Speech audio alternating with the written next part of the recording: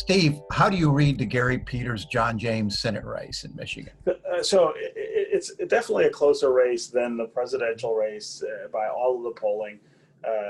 I think John James, who we've seen before in a Senate race 2 years ago, has run a better campaign this time. His commercials are actually really, really resonating, I think, with people.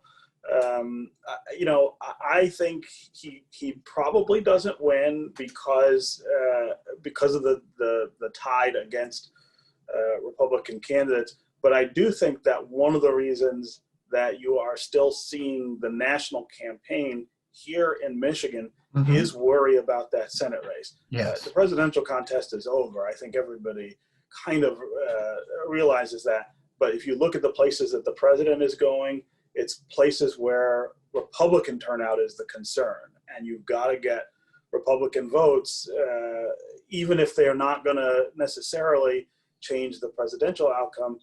That Senate seat is something that nationally Republicans have their eyes on, and they think they might be able to get. Well, they got to win because they're in trouble in too many other places where they have incumbents facing serious challenge. I disagree that the presidential race is over. I know the polls suggest that, but I think we're seeing just far too much activity from both the Trump campaign and the Biden campaign.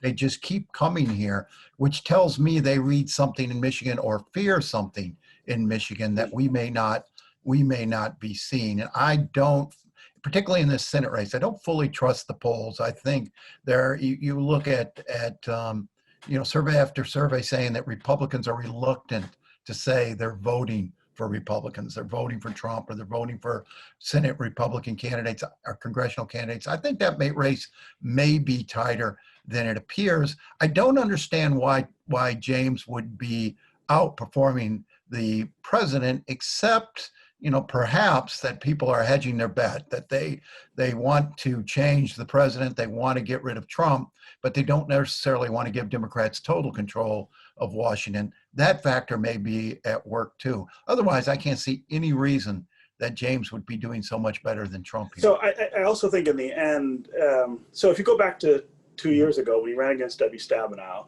the top of the ticket at that point was the gubernatorial race. Right. Bill Schuette against Gretchen Whitmer. Republicans lost both of those races, but if you go back and look at the vote totals, John James got 75,000 fewer votes than Bill Schuette got in that race. The fall off from the gubernatorial vote total to the Senate race, to the Senate total, was as big as any that I've seen. In terms of when you think about, I mean, people don't vote in every contest, but the idea that 75,000 Republicans did not vote for John James, but showed up to vote for Bill Schuette is one of the things that I think the party is looking at this time to try to mitigate. I don't think he will outperform in raw numbers Donald Trump in Michigan. But I think they want him, they think he's closer in the percentage. And you can't have that kind of fall off from the top of the ticket to the undercard if you're going to do it. Now, the other question is, what was that 75,000 vote fall off about? Now, I would say that in a lot of cases, that's about race. You have Republicans, white Republicans who live outstate here, who are just not going to vote for a black candidate.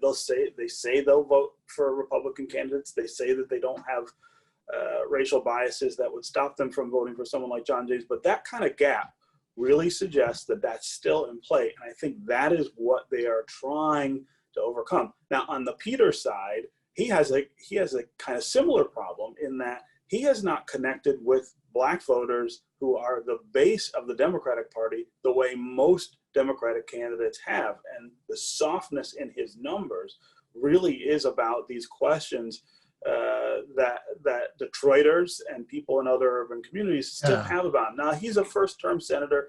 It's harder to do that kind of thing, but that could hurt him in this race. Yeah, I mean, I had a call from a black Detroit activist yesterday wanting me to put him in touch with the Peters campaign. He says, or the James campaign. He said, Gary Peters, has done nothing here. I want to jump in behind John James, see if I can help. I was a little surprised by that. I would disagree with you on Republicans in terms of Black Republican candidates. There are few things Black conservatives love better than or white conservatives love better than a Black conservative, because it proves to them that they're not racist when they support that. You've seen that in races featuring African American Republicans across the country. I wonder if the Black Lives Movement plays at all here, where people look at the Senate and say, we got 100 senators, only 3 of them are African American, and only one of those is Republican. It's time for perhaps better representation by both parties in the Senate. I mean, it's possible that could be at work. Yeah, I think, educated white conservatives, middle-class voters, that's true. They love Black Republicans. They love Black Republicans like John James, who are never really going to call them out on the racial issues. I mean, you look at the way he has danced around the BLM movement, the way he's danced around questions of systemic racism and change. He's played that perfectly. I think the problem he will have is with blue collar and working class white Republican voters who will say all the right things in the polls. But again, you look at the numbers. I mean, he polled better going up to the 2018 contest than he ended up showing. And that 75,000 vote drop off between Schuette and him has to be explained somehow. Why would you go in and pull the lever for Schuette and not pull it for James? I think the Republicans you're talking about are straight ticket Republican voters anyway. They're going to vote with the president and with the Republican Party straight down. The difference I see this time is Republicans haven't pulled out of this race and haven't pulled out of the state. They left James sort of high and dry in the last 2 or 3 weeks of 2018. They're pouring money in. This race is going to cost $100 million. And that should set us all back and cause us to think. The race in Montana, the Senate race in Montana, $88 million. That's about $1 million per person out there. I mean, it's getting, the control of the sitting is getting to be a big money stakes game that really should startle us all. But I just close, Steve, by saying I think this is going to come down to the wire. And I do believe James in the end will outperform the president. I mean, he's connecting. That would be something if he some does, way. Yeah. So, and if he pulls off an upset here, I think it would be one of the most historic upsets. It would be a very big upset. I do think that Gary also has incredible connections with white blue collar voters in places like Macomb County and St. Clair. That will be hard for James to sort of get in the middle of. That's where he's done really well in the past. That's how he was able to win that congressional seat early on. Was with that connection that he has.